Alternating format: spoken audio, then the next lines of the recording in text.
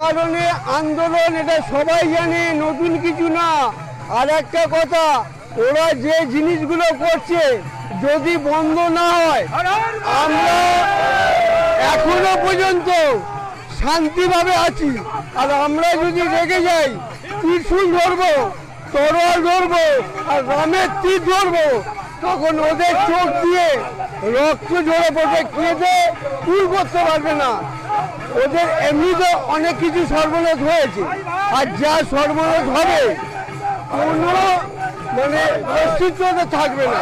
ওরা আগে থাকতে সাবধান হোক। আস্তে আস্তে ওরা এখনো পর্যন্ত নিজেদের পায়ে কুড়ুল মেরে যাচ্ছে, ওরা বুঝতে পারছে না যে কি হাল আমরা করতে পারি। আর সাধু সংগঠন এখনো শান্তি মাথায় আছে।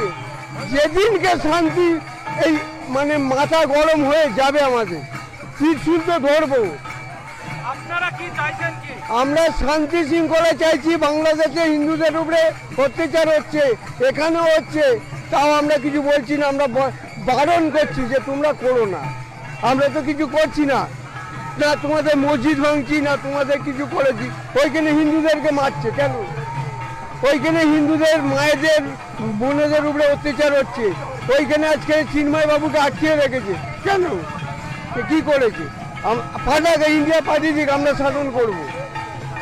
আমাদের ভাই তো, আমরা শাসন করব। সে একটা সাধু।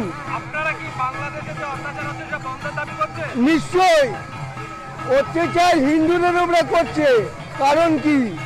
আমরা সেখানে কোনো মুসলিমদের উপরে অত্যাচার করিনি, করেছি। আমাদের রাম মন্দির হয়েছে, পাশে ওদের জায়গা দেওয়া হয়েছে। রবিগিরি।